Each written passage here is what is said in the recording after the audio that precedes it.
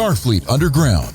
Every week, we'll take a look at the latest Star Trek news and then check out a current or classic episode of Star Trek. The Cerritos bridge crew go on a seed planting mission. A visiting captain promotes Mariner, but she totally forgets the tricorders. Tendi updates the dog. Rutherford overclocks the transporter, but Boimler gets out of phase. Is that 0.07 seconds really worth a complimentary trip to the farm?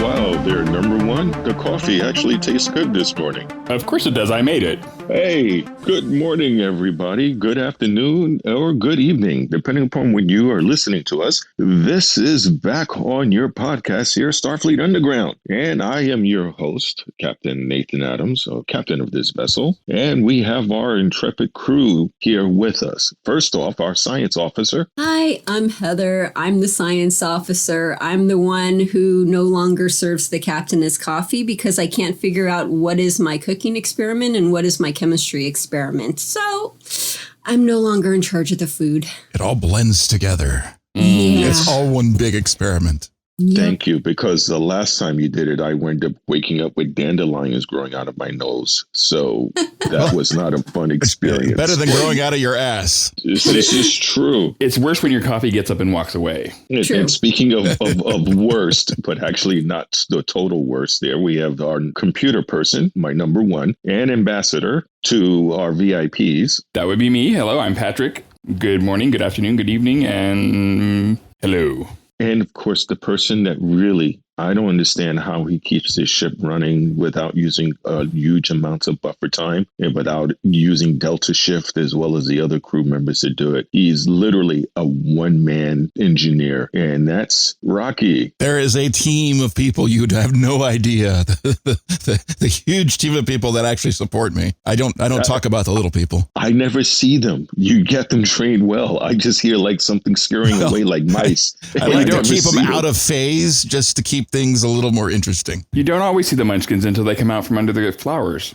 Oh, and I thought this ship was haunted because there's certain areas I go down in engineering and I keep hearing like, and I turn around and there's nobody there. Nope, it's just my engineering team. They're out of phase. I just keep things interesting. I've actually seen them before. It is a mix of Oompa Loompas and the people from Gulliver's Travels. The Lilliputians. The little things. Yeah, the little people. Oh, great. They're called Lilliputians. Well, I'm so glad you know. We do not discriminate on size. Oh, holy crap. I just saw eyes look at me through the air vent.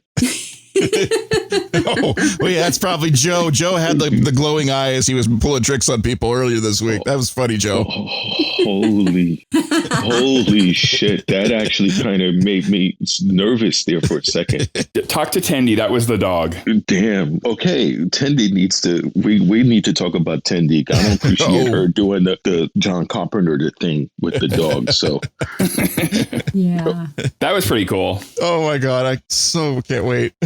Our show is brought to you by Section 31. I need to get that out there before they come and remind me that I did not say who are we being sponsored by. So it is. So just to let everyone know, Section 31 is the reason why we're out here in the Delta Quadrant, slowly making our way back and forth. Paying our bills. Now, we have any corrections? I think we had a correction last time. Oh, what was our correction last time? It was about Janeway, wasn't it? Yes. Yep. Yeah. So we were like, when did we see Janeway in Next Generation? Did the Voyager come back before this happened? And in fact, we saw Janeway in the movie Nemesis. Yeah, she was Admiral Janeway, right? Admiral Janeway was talking with Picard on, she talked to him right. He's hanging out in his ready room looking at the computer screen and they're chatting back and forth about stuff. And she's like, you're the captain. You've got all the, the Borg and the Romulans. You do all the cool stuff and you can handle this, that kind of thing. So now we have to reset our timer on the bridge. We have gone 0 days without corrections. That we know about. Yeah, this is true. Well, no one's emailed, so. Quick question. In the timeline, when Voyager disappears, when was that with Picard and Deep Space Nine? Like the Next Generation and Deep Space Nine? Because wasn't she out of space? Like she wouldn't have met him, or like when would they have met? Well, it was kind of, I don't have an exact definition, but you got to remember that they were dealing with the Cardassians a lot by this time. So it was definitely in the era of DS9. But it was after Voyager came back. So they had been in space for, 7 years? When they came back, they were away in space for 7 seasons. So yeah, it was a while back. So in the span of when, after, of course, they lost the Enterprise D in Generations, and then they got this new cool Enterprise, and they had to deal with First Contact. So they're on that Enterprise in Nemesis. So much time has passed in between these two spaces. Apparently, Voyager came back somewhere in the middle. Don't you hate it when you lose the D? Yeah. When the D goes soft, that's what bothers me. I like to keep it, stiff. Oh, here we go. I'm going to get contacted by HR again.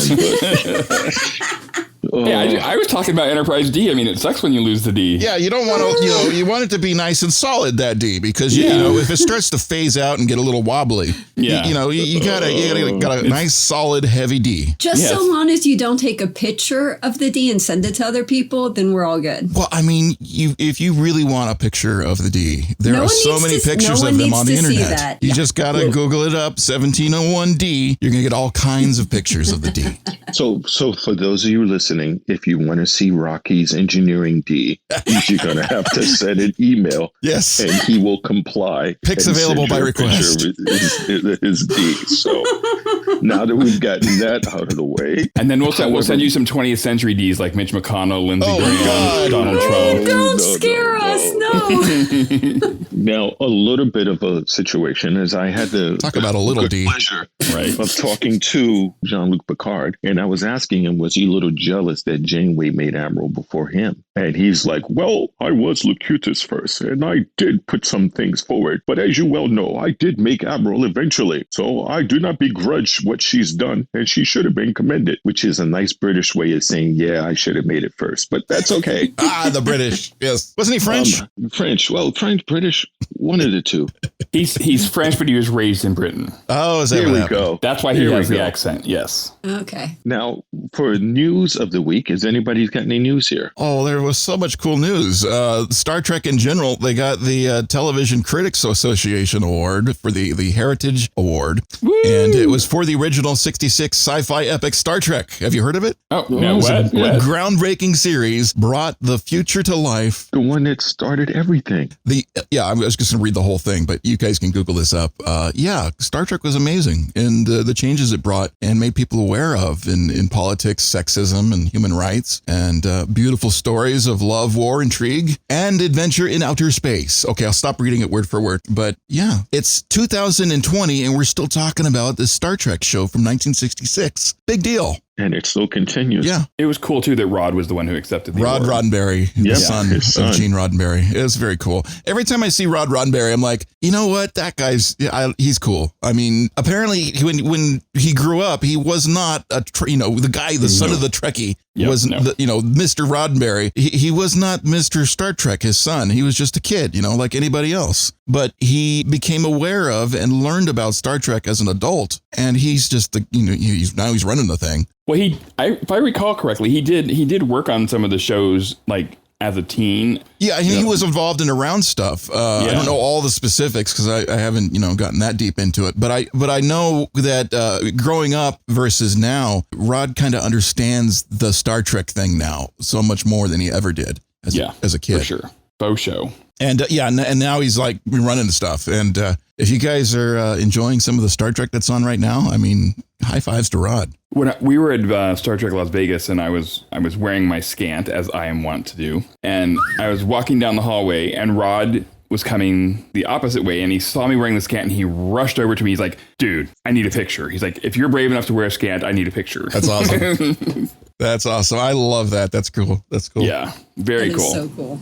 So that is actually most awesome because now Star Trek, with the amount of series it's done, it joins the list of the longest running continual shows in history, joining such things like Stargate, joining things like Doctor Who, as well as others. So it's good that we're, as they said from Hamilton, isn't it good to be alive right now? So yeah, that's pretty awesome. And right now, I mean, you want to talk about Star Trek right now? Star Trek Picard, they got the Emmy. Yeah, I know. They got that Emmy for the makeup prosthetics, the outstanding prosthetic makeup. The entire team, they actually put a whole list of people involved in that makeup crew and the special effects department. Just like, it's kind of one of those things where you watch a Star Trek episode and, well, if you're a Trekkie, you're into the universe already. It's kind of seamless. It's like, oh, there goes a Vulcan, there goes a Bolian, there goes this, there goes that. It's like, you're used to it, but it's so good. It's seamless to us now. We're used to seeing all this wonderful makeup, and it's like, oh yeah, that's cool. So that must, if they won for special effects, then that must mean that it was Neville Page and Glenn Hetrick were. Yep. Yeah, and Neville's an honorary member of the 1701st. Yes, he is. He is a part of it. And actually, Glenn too, but we need to get him his challenge coin. Yeah. One of the things to talk about how well they are, because now with the advent of 4K on the TV, in order to do that makeup and special effects that you don't pick up the seams and stuff is pretty amazing. And it's not like they're shying away with the lens. You see these close-ups in such full detail. It is really amazing the work they do. I mean, the best makeup on the planet is definitely in Star Trek. Especially on lower decks, man. Well, the cartoon, sure, yeah. Well, Jeri Ryan was talking about how much longer she has to stay in the chair for the simple reason is that they need the detail and to make sure it's truly flawless, even for the stuff that she has, in order to do her 7 of 9. So yeah, I bet actors were pretty pissed off about 4K when they realized they had to be in the makeup chair longer. They were upset about HD back in the day. Don't even talk about 4K. Oh my God. I remember. Every news reporter and actor on the planet was like, high definition? No! Well, I mean, if you were Neelix or Phlox or Worf, then yeah, you're going to be really pissed. Or, yeah, it's like super pissed. Like, oh my God. How long did Michael Dorn normally sit in the chair? I mean, once they got him down, he was probably still a couple hours, right? Yeah, at least. He said about 3 to 4 hours he would come in for everybody else. And he was in so much Star Trek as a Klingon, so much Star Trek. In standard definition, it makes everybody look good because you can't see the flaws. This is true. Now, what we're going to do, unfortunately for you, my science officer, is that you have to start up on our homework. So we're going to get started. Oh, no. You're not ready yet? The dog ate the homework. What? Tendi's dog ate the homework. The dog ate the homework. Oh, my God. Besides, I still have news to give. Wait a minute. When did we get a dog on this ship? Don't worry about the dog. I got news. Okay, how did we pay no attention to the dog? Pay no attention to the dog. Continue with the news. The Tribbles were lonely. Well, every time I went to the bathroom. La la la la la la la la. No, she's not talking about that. She's actually making a joke from the show. That was pretty funny. Thank you. So the news that I have to give before we go on to the show is a lot of people have seen the newest trailer of Discovery Season 3. And in it, they talk about, the burn where the galaxy took a hard left and everything got screwed up. It's not a sunburn. It's not a sun. Well, it might be a sunburn. If you were out too long. So a lot of people, especially on Twitter, are like, oh my God, what is this burn that they're talking about? So a lot of people did a lot of research, and it wasn't me, but I get to tell you guys what they found. So they found something that might be what they're talking about with the burn. And if that's the case, this happened in Voyager. Basically, in the 4th season, the episode The Omega Directive, they talk about the Omega particle. We've heard about this particle from a podcast. Exactly. It's the most powerful substance known to exist. And when they are talking about it and describing it, the way they described it was the Omega will burn the sky. So a lot of people are thinking that this is, these are going to be the same things. Anyway, there's a really long article on it. I just sent the link to Rocky through communication. We'll put it in the show notes. Sweet. Awesome. And that's my news. Do you guys want to start the show? Yeah. Yeah? Sweet. Yeah. Good show. We want to start the show. It's a good show. Wait, before we start the show, you were supposed to tell me about this dog. Snoop Dogg? All right. I understand that little comment you made. Come to my quarters after everything's done. Oh, no. Okay? We'll have a discussion. Okay, let's start the show. No locking the doors. So Star Trek Lower Decks Season 1, Episode 7, Much Ado About Boimler. This came out Thursday, September 17th, 2020. We will start with the teaser. The dog. Tendi shows off her extracurricular hobby where she created the dog one DNA strand at a time. Whenever Tendi isn't looking, her adorable little puppy turns into a possessed dog version of the Exorcist girl. Or, like what Nathan was saying, John Carpenter's The Thing. The dog is awesome. The dog is so cool. Gosh. I mean, Tendi's so darn cute, but she's so darn dangerous because she's wicked fucking smart. Right. She just does stuff and she doesn't even know what she's doing. And she's so good at it. She's like, makes a super dog. I mean, like, aren't all dogs like this? And they're like, no, dogs are not like this. She didn't have a dog growing up. But I mean, Orion doesn't have dogs, I guess. Yeah, there's no dogs on Orion. They don't know how to play fetch or something. Maybe they play fetch with something else. And Mariner was so nonplussed about it. She's just like, wake me if it turns into something I need to worry about. I mean, come on. I gotta sleep. Just leave me alone. I just gotta sleep. Yeah. That's after the 8-legged spider, drooling with the head turn and it's crawling up the wall. And she's like, yeah, not important. Yeah. I love how Rutherford's like, come on, guys, it's just a normal dog. And then the dog goes, oh my God. Yeah. Now, if you guys don't know, the Easter egg for that was The Next Generation. It's Aquiel. I am totally going to butcher the name. The name is Aquiel. Aquiel. And that's when LaForge temporarily adopts a new dog, and the new dog is a shapeshifter, which explains the whole reference to the dog turning into like a metal cube. I remember that was such a cool episode. And the dog was actually a cute being, right? Or was the dog's owner the cute being? I can't remember. Oh, yeah, but it was shapeshifting. Yeah. And you just got to watch out for the shapeshifters. That was pretty cool. I forgot about that episode. For a minute there, I thought it was Odo turning into the cube and rolling away. That's a good point. Because Odo would be able to turn into a dog. What a way to travel is going cube style. Right? Like you can turn into a Borg cube and just, go throughout the galaxy.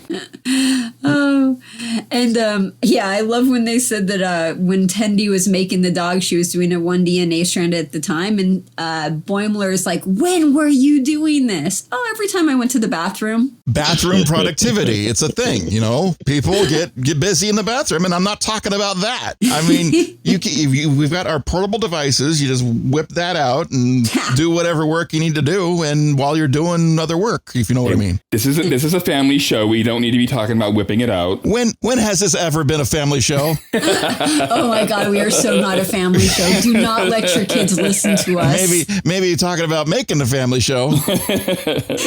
Some people do their best thinking while they're doing intestinal yoga. That's true. That's true. I mean, people get a lot of news and information while sitting there. And tweet out a lot of, tweets. That's a very productive tweeting platform. Like our current leader. Yes, the orange ass clown does a lot of tweeting from the bathroom. No, we don't need to be kicked off of platforms. So what's the next part? So the next part, we're going to Act 1, Technical Difficulties. The ship storyline is Captain Freeman, number 1, and Shax are on a special away mission to a planet to plant some seeds. A substitute captain is going to come in and play babysitter for a while. In storyline A, Mariner is dreading having a babysitter captain, but when Mariner finally meets her, she's surprised to find that it is her best friend from the academy. Smiles and hugs all around. As Mariner and Ramsey goof off in the captain's quarters, Ramsey mentions that she wants Mariner to be her number 1. Mariner agrees, but has some serious doubts. Storyline B, Rutherford is experimenting with the transporter, and Boim offers to help. There are some technical difficulties, and Brad turns into an annoying, loud ghost. No worries, it's just a phase. Brad shows up for work, and it's so annoying that he's automatically sent to sickbay. While in sickbay, Rutherford is able to fix that annoying sound. However, Brad is still phased. Tiana contacts Division 14, and both Brad and the dog are going to be sent to the farm, where they could live out their days happily. Maniacal laugh, maniacal laugh. That's just the way I laugh. You do it way better than I do. It's so good to laugh like that. So much fun. You never find a time to laugh like that in real life, but it's so cool to be able to do it in a show, Yeah. Well, like Okay, Dr. The Horrible says, it's all about the laugh. Standards, people. There you go. There you go, man. Gotta have a good laugh. There was a correlation when Ramsey asked Mariner, she's like, "Come on, have you seen Ramson's Photon Torpedo?" It was so funny. The first time I watched that, I'm like, what the hell is she talking about? Was it a magazine called The Photon? What the And then I rewatched it. I'm like, with the subtitles, I'm like, oh, that torpedo. Well, the Adosian doctor from Division 14 is a three-legged tripod. And he's got 3 hands, too. So that's his photon torpedo right there. So there's a lot of innuendo going on there. Oh, my goodness. And we're going on a seed planting mission. Hello. Exactly. So Boim Me Up. And Ramsey is all excited about the plumbing. I don't remember if it was this section. Yeah, this section she was going into the plumbing. Yeah, so I'm like, wait, are we doing another laying pipe joke? I mean, come on. Seed planting and pipe laying? Yeah, wink, wink. That was funny. Oh, my God. The plant thing, though, we're just, carry the plant out. I'm like, wait, they're like Eve and Wally. I'm like, they got the directive. Wally. I like also how they put down that when they said they had a babysitting captain and they were talking about, I hope it's not Jellico. God damn it, Jellico showed up. That'd be so cool. I can't wait for they should put him in there anyway. I was like, Jellico was the best babysitting captain on the planet or starship or galaxy, whatever. I just, that actor, Ron, what's his name? Jeremy?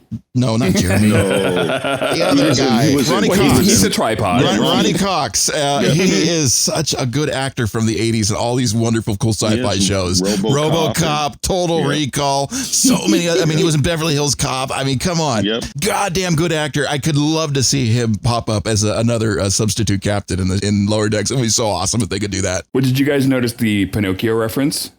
Yes. No. When Boimler was out of phase, he's like, they can make me a real boy again, right? Oh my God, that's hilarious. Oh my God. And come on, they're overclocking the transporter. Kids, don't overclock your transporters. Yes, you should never overclock. Let that sucker run completely stock. Trust me, that's the safest way to do it. I don't care if you want that extra 0.07 seconds. It's not worth it. Because you will end up a millicochran out of phase.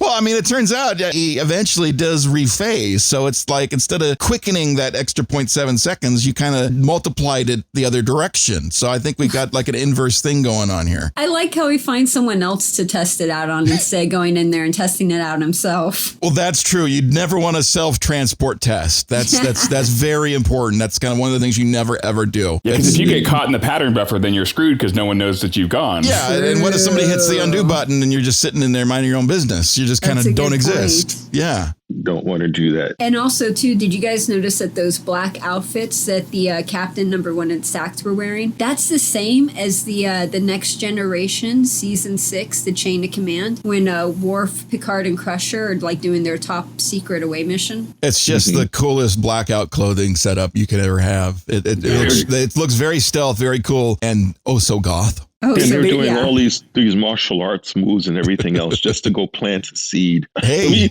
It's like it's almost ready. It's a secret mission, right? Number 1 and Sachs was doing that. The captain was already up there, and she's like, no, I'm up there. We're good. I'm not going to do that. You see how excited Shax was? Oh, my goodness. Yeah. He was sitting so bored, staring at this plant. Oh, my God. Again, the Easter eggs that the writers put into this and the references to, other Star Trek series, it's just like, it's mind-boggling. There's so many. Yeah, it's just like, it's so well done. Did you guys notice the Gorn doll in the captain's quarters? There was like a little Gorn doll. Oh, I missed the Gorn doll. That's cool. Yep, it was on the wall. She says Captain's got the best stuff in all the things she was playing with. Oh, is it so distracting when you're trying to do a captain's log and I'm not talking about in the bathroom? You're trying to record your captain's log and being very serious, and you got Heather in the room with you, and she's completely distracting you with all the cool stuff you got, right? Well, because she's naked half the time, right? She just starts getting naked, and how are you supposed to talk about what's going on with the starship, and you can't see nothing but stars? If we're going to talk about that, then we might as well talk about what Boim was saying in the transporter, how he's like a seconds man, and he was like half a second faster than normal. It's like, Boim Me Up. Boing. Boim Me Up was cute. I was like, boim me, baby, yeah. Boimler's, that verb could work for a lot of things. You know, we talked about boiming. It could work for all kinds of things. Go boim me up and go boim this, go boim factor 3. I mean, come on, let's boim this. Once again, I have little penises like drawn on my notes. Yeah. She was writing down Millicochran, right? That's how your short code for Millicochran is. Yeah, and that's spelled Cochrane, not Cock. Yeah, see, it's you can abbreviate it though so much better if you use an abbreviation. Right. And then when you have the D14 shows up, yes, it looks kind of almost like a Section 31 ship. That ship was the super colors are cool. all dark and ominous looking with the black and red thing, and then he comes out with a red background with the Dr. Evil he's wearing laugh. a COVID mask. Hello, they're having COVID. What's going on? You're right. You know? They handle unsolvable diseases and scientific mysteries. Oh boy. Do you guys know where the first appearance of the Division 14 medical specialist was? What series and what the episode is? No. Was it something in DS9? I'm betting it was DS9. Because, you know, No. some of it blurs together. It's the animated series, and it's the counterclock incident. Oh, gosh. Wow. Okay. Yeah, because the Adosians were from the animated series because they weren't actually in any of the other series, right? I mean, that would have been hard to do. Oh, Yeah. Rocky's got to do a rewatch. And the out of phase, when Boimler goes out of phase, that's a reference to 2 episodes from 2 different series. So you have the Next Generation, the next phase, where LaForge is invisible because of a transporter malfunction. And then the original series, the Tholian Web. Oh, The yes. Tholian web. Yeah, the Yeah. Tholian Yeah, web. when Kirk kept going in and out, and they thought Uhura was imagining it. Well, he was trying to go in and out of Uhura, but Hey, Oh, that's a different episode. Wow, I am so going to get contacted by HR. Thank you, guys. That's all I need is to defend you guys along with HR and try to tell them this is a tight beam transmission to Earth, and underage people aren't listening. Not at what's all. tight? So, so tight. Speaking of tight, I want to shout out to Oakland because they mentioned the Oakland, and I'm like, come on, really? They're talking about Oakland? Oakland's like, you know, MC Hammer and the A's and some team that used to be called the Raiders. I don't know what's going on with that. Hello, and the USS Rubidoux, California. That's out in Riverside. Shout outs, man. Shout outs all around. I love the Cali shout outs. It's California love. When I first saw that spelled out, I was thinking it was the Rubik's Cube ship. No, Rubidoux. So you have the Cheerios ship and the Rubik's Cube ship. I can totally do this. Heather's got a spin-off show. Right? It's just a matter of time. we should do that. The Cheerios Rubik's. You know it's bad when you're the only one laughing at your jokes. Well, we try to give you courtesy laughs. Hey, well, like my grandmother used to say, sad is the dog that can't wag his own tail. So it's always good that way. Oh. What's our next section? Since it seemed that we've hit all angles on that one. No more comments on the angles. We've already did Just, you know, the farm cures all. Start the next act. Maniacal laugh, maniacal laugh. Yes. So Act 2, Freaks. In Storyline 8, Mariner is screwing up left and right on all of the tasks given to her. Then the crew is tasked with saving the Rubik's Cube ship. After finding the missing crew and turning the power back on, a huge entity starts to attack the ship, crushing it in the process. In Storyline B, on the ship the Ulster, Brad, Tendi, and the dog meet all of the other, quote, freaks that are headed to the farm. But after some scary stories, they realize this is the farm. The freaks plot a mutiny, and Brad immediately goes and rats them out, that tattletale. Then the captain tells the freaks to stop their bullshit, and oh, by the way, Brad told on you. After he leaves, the freaks surround Brad.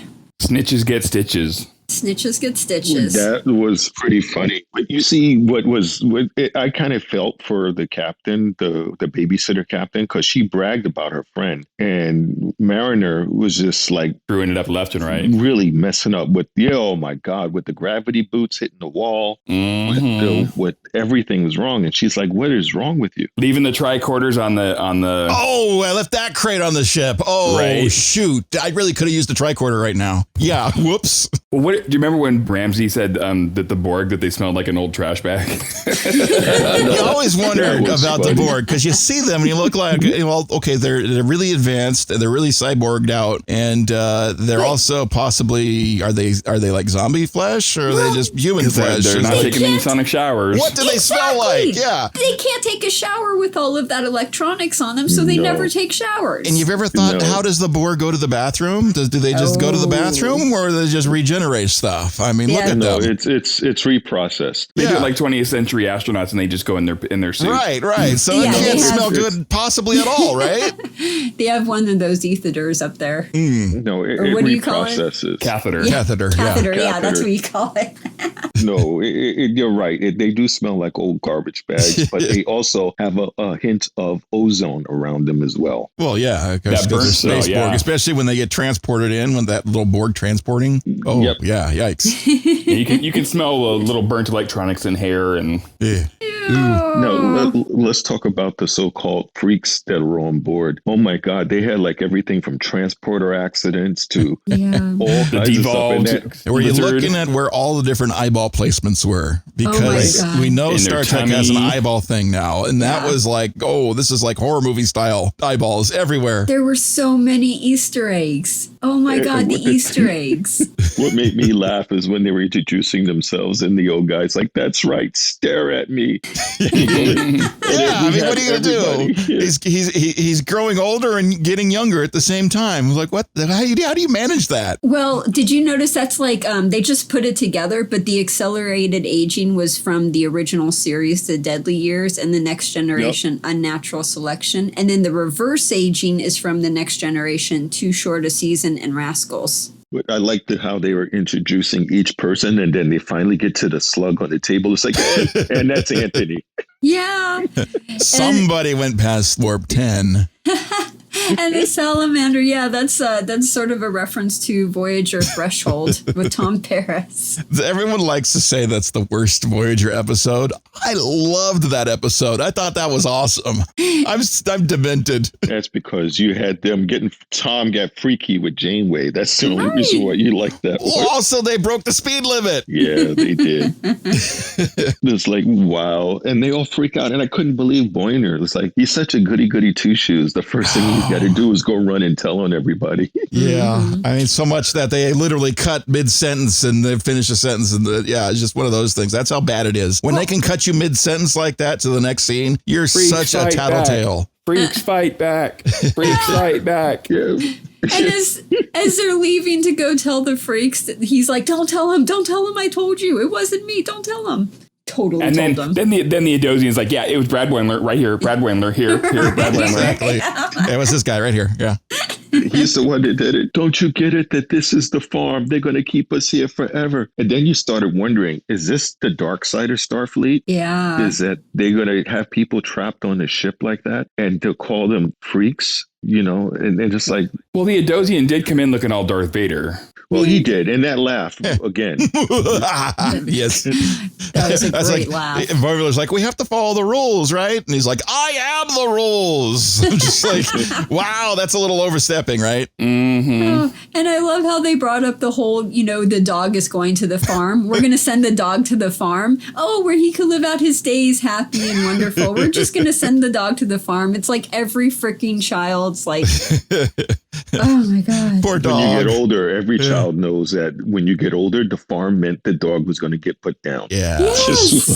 Just going to go spend the time on the farm. Yes. Oh, they're going to the farm. You think it's this wonderful place where they could run around and be happy. And then it's like, nope, they went to the vet. Yeah, they went to the gas chamber, so it's like, oh, man. And then Mariner is all of a sudden this shit has to go sideways. And then just like, where was this Mariner earlier? Or did I jump ahead? That's a little bit ahead. Yeah.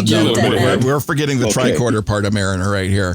What about that cosplay they're trying to insinuate? The brown overalls. What oh the my God, the sludge planet. Can you imagine all the cosplay coming out of Lower Decks? We've seen some amazing things, but that one probably not so much. I think that one's kind of no, we punked you if you come out with that one. Nobody wants to work on a sludge planet. Nobody. Well, if someone can cosplay those slugs on the sludge planet, then that would be... Well, that would be cool. No, I'm just was talking about the brown overalls with the Starfleet uniform underneath. That's like, take a beautiful thing, your Starfleet uniform, gorgeous, you spent hours working on it, or you spent a lot of money gathering it together, and then you put a giant brown overalls with these boots on. I mean, come on. If you do that, I'm going to laugh a little bit in your face. But then we also had the Vulcan. She had the voice person who did the Vulcan had the right attitude and the voice to be condescending. Super Vulcan sounding. She nailed that Vulcan so well. Yeah, I would like to high five all of that, because that was like, oh my God, this Vulcan is so Vulcan. Yeah, she did a great job. And what was the other guy was what the guy in the party with the face? Yeah, with the face. That was from Mr. Hello Montgomery Scotty. From Into Darkness, when they were on the planet and Scotty runs into the girl with the white and the Is that stripes where on we her saw face? that? Because I'm looking at it going, this is something. What is this? I can't remember exactly what it is, but I've seen it. I think that's it. I think you're right. It's something like that. Yeah. Okay. Since you're a computer person, research it and let us know next week then. Oh, we're going to have to Google it. Let's see what you can find out. You're talking about the one where it's like, you're in my house. Yes. Yes. Yeah, I don't remember the name of that race, because that happened. That race actually became a star of Starfleet when we made it out here to the Delta Quadrant, and I had a chance to brief mostly on that. So, yeah, maybe we should get one of them on here. Okay, so the other question of the callback, I can't remember. She was talking about some professor's old special car she drove into the bay. I mean, one, that's messed up to drive somebody's car into the bay. But two, what was that referencing back to? I don't know. Driving the car into the bay. I know that Kirk, as a boy, drove his dad's car off a cliff. Oh my God, that was, even though I'm not that was a Corvette, right? I'm not a Chevy guy. Yeah. But that was so painful to watch. Like, no, they're going to destroy that poor car. I mean, they're rocking the Beastie Boys and everything, but then they destroy that car. Like, how could you do that? Yeah, that was. I mean, if somebody has a prized possession car, the only thing I can call back to is when, you guys remember the movie Real Genius, where they put the car inside the dorm? Yeah. That was so hilarious. They didn't destroy the car. They just took it apart and reassembled it inside the building. It was so funny.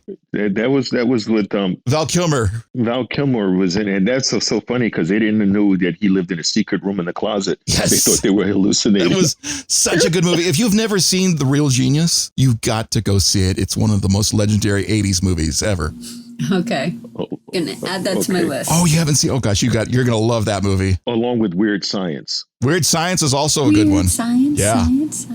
The guy from the landing or the babysitting captain crew with the paint on his face, he looks like Jayla from Star Trek Beyond, but we don't know what species she is. And I don't know that he's exactly her species, but that's what it reminded me of. Okay. There's a specific look to him, though. Somebody's going to write us in and tell us what we're missing, because there's a distinct look. Yeah. If any of our listeners know, please send us a wave to let us know exactly what this guy was, so we can add that to our list. Because Jayla's species isn't specified. So no, but we did know that she wound up joining Starfleet because we have more of her around. But I still don't know, because, like I said, we've been out here for the longest. She likes the shouting and the beats.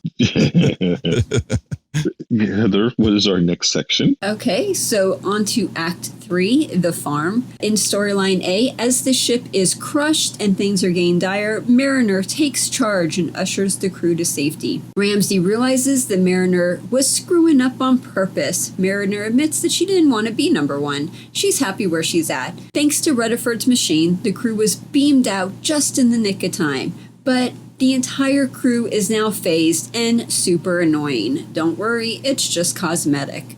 In storyline B, the freaks throw Brad out of the airlock. But instead of dying a painful and miserable death, Brad is now on a gorgeous planet. They made it to the farm. It's real. And then the phase wears off and Brad is returned to normal, which means he can no longer stay on this paradise. Tendi says goodbye to the dog, and then Brad and Tendi return to the Cerritos. Did you notice that when Mariner was like, they were all on the bridge and she's like telling Rutherford to get us out of here, she's like, Boim us out of here. That was so funny. That's a great callback to the earlier part. I just love the way they did. It's just such a perfect. I mean, the nick of time, it's like a quick transport's all we need. That's awesome. I love the way you set up one thing. And I mean, it's so simple, Mighty. You set it up and then you hit it at the end. It's perfect. Yeah. And whatever that creature was that was sucking all the energy, I mean, didn't it look like the creature from Next Gen first? Yes. first episode people of were next calling year. that out on Twitter. They were saying that's the Farpoint thing, right? Yeah, they're saying just like that. Yeah, encounter to Farpoint, except that it lacks a shell and has fewer tentacles, and also Enterprise, the episode Vox Sola. So both of those. Yeah, I mean, it very much looked like that creature from Encounter at Farpoint. So I think they should have put a little post-it note on the power switch, just saying, "Don't turn on." There's an energy-sucking alien in the ship. Yeah, hello. Somebody put that post. I mean, a Vulcan would have looked at that and go, "Oh, hold on, no, we're not turning this sucker on. Look at this." Any Vulcan would look at that and just figure that out. But no, they forgot to do that. And the good Vulcan just, I'm going to turn the power on. Click. Now, this is one thing that I've actually brought to Starfleet and Command when we had our meeting, and I don't understand why they don't institute it. We have sensors all over these ships, okay? So why can't you rig the sensor that if somebody walks into an area they're not supposed to be, that the fucking computer turns around and goes, "Please don't do this." Yeah. This area's been shut down. Well, they had to shut the computer down. You couldn't leave the computer on to do it. They had to shut it down. So you shut down the don't shut it down process. Yeah. Okay, you got to. That's why you have a little watch battery somewhere where, the only action But it would suck the watch battery too. You got to use the old school paper method, Heather. You know the paper method. Put a post-it note. Is that like the rhythm method? No, it's not like the rhythm method. Okay. No, because the rhythm method doesn't work. You know what they call people who use the rhythm method, right? Parents. Yes, parents. But I thought that was so cool that you see all of a sudden that Mariner turns into the officer that her friend recalled who she was. She basically took control over the captain and led everyone to safety. Like, where's this Mariner been? I don't know what you're talking about. And I mean, she was, she punched the heck. The guy was like, "I don't want to die in space." She knocked his fucking ass out. Like, get a hold of yourself. Mariner started to take charge. I love, seeing a woman take charge like that. Maybe it's a sexual thing, but I like it. I like it. Maybe. Okay, it is. I like a woman in charge. Maybe it's me. Maybe I like someone else running stuff. I don't know. Okay. Oh, you like somebody grab you by the neck, look you deep in your eyes, and go, "You will give me a multiple or else." It's just impeding doom. I mean, you will prime my warp coil. Yes. I mean, no time for buffer time. We're gonna get right down to business. was that cartoon that I saw with a woman sitting on the sofa and she's talking to her dog because I don't understand why people don't say to go out with me anymore, and the dog looks at her. It's like, that's because every time you have an orgasm you scream "warp core breach." Yes. Oh my God, that was so funny. Did you show that to us? That was so funny. Yeah, I sent it over my the God, thing. that was. I was like, that can happen. Where do I find a girl like that? Or a guy. The part which I thought was interesting, looks like Boimler was going to finally get his ass whipped and killed because of what he did. And the ship, they throw him out, like you were saying earlier, they throw him out of the We're going to airlock his ass. Somebody's actually getting airlocked on the show. Oh, no. And he's on this gorgeous planet. I mean, the planet is just stunning. The farm is real. Yeah, but you thought the whole time the farm was on the ship, and you thought the Federation didn't care about its freaks, but they're sending them to a place where they could live out their life in relative enjoyment and everything else. Relative? And that place looked wonderful. They're serving drinks, like, sun tanning, all that stuff. And they had their relatives there? What? The guy comes out and he's like, "I'm sorry, that's just my laugh. I have an evil laugh. I can't help it." Yeah, it just laughs that way. Some guys have evil laughs. Okay, this is jumping back a little bit, but you guys didn't catch the part where when they're just before Mariner started to kick ass again, she was talking to the energy monster and she goes, "Not today, Snot." Yes, not today. Oh, I love that she referred to it as a snot. Right? And you notice Anthony was getting a really good back massage and everything. Yes. And then you got the dog. It's like, "You can talk?" Like, of course I could talk the dog. And Boimler's like, "No, dogs don't talk." That's like, Tendi has no idea how much power she holds within her. She's so cool. But she turns around and excitedly says, "Hey, you are a freak." You are a freak. That's amazing. He's like, "I know I'm a freak." I just didn't want you to worry. I didn't want to worry you. You're so cute. You're so cute. I mean, it was just wonderful. And then Boimler finally looks like he's going to get a chance to get laid. Oh my goodness, Boimler was going to get doubled up on. You know, and then he said he's not really a freak. And you're like, ew. Gross. Get rid of him. He was going to get 2 warp core breaches and then he got none. The freaks come out on the farm. Yeah, what a time to be unfazed. Yeah. So right. Like, could you please turn me back into a freak for just 2 weeks? Just 2 weeks. 2 weeks would be great. I just want to freak out for a couple of weeks. It's like, wow. It's nice to see that they restored, because for a minute you started to think on that ship that the Federation had a really dark side. But instead, they really did wanted to take care of people. And the freaks wind up not being a bad term. They didn't get all the good communication in the farm ship. I mean, it was like we were on this ship and it takes a while to get there. So we're like going crazy on this ship. And they're like, we're not stopping for breaks or anything. You know, we pick up another guy and like he's trying to rat us out. I mean, what's up with this Boimler guy? Too bad you didn't have an audio clip of the 80s song, The Freaks Come Out at Night. I love that song. The Freaks Come Out at Night. That would have been perfect. Like the captain's like, well, maybe I could like be a little kinder and use a different color scheme on the ship. Yeah, maybe turn on some lights. Yeah, probably turn on some lights. Make it a little more cheerful. Yeah, brighten up the place a little bit. Maybe turn on some nice happy music. Maybe put some sunglasses on some of these eyeball monsters. Just a little, just kind of nicen it up a little bit. See, I get that because in my office, there's no lights. The only lights I have is the computer lights. That's it. There's no lights. They're just a computer screen and LED lighting. I don't like it super bright. So I get what he's saying. Some people just like a darker environment. Oh, yeah. No, I like a control room where you can dim it down a little bit and just, have the glow of the equipment. It's just when you're not that bright, why would you want it super bright? Okay. You're cleaning out the hollow suites again. That's all. We're going to make you clean them out again. So we're going to get you to do the hollow. I'm going to delegate. Yeah. You're going to delegate right into them.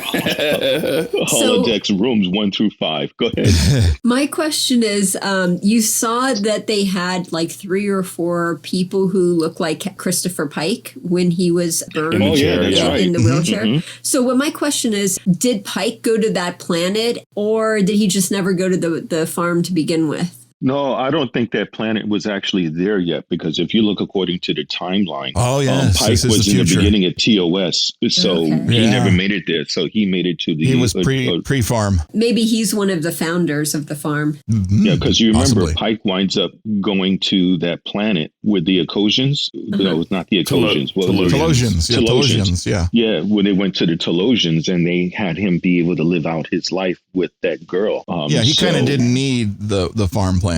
No, he had his own special. It was all in his little head. Yeah, which I think is pretty cool. I caught what you did there, Rocky. But it was an interesting show. I would have liked to see what would have happened when Carol came back, to see they didn't show the relief when they came back from planting the seeds. That would be interesting. Yeah. You need that little wrap up at the end, like, with a funny joke in the freeze frame. That's what you need at the end. Oh yeah, we were just planting seeds. Well, next week's episode is like a continuation of this one, it seems, because the captain and they're still on that special mission. Oh, that's right. They were wearing black in the teaser. Yeah. Yeah. So it's like a continuation episode. Well, Tendi was wearing black too. So I'm wondering what's going on with that. That'll be fun to see. I love getting the little teasers, and it's like, I can't wait to see more. Is it next week also with Q coming back, or is that the further down the road? Because I think we have like 2 or 3 more shows left. So next week it's season 1, episode 8, Cerritos, and Mariner, Boimler, and Tendi and Rutherford are caught off guard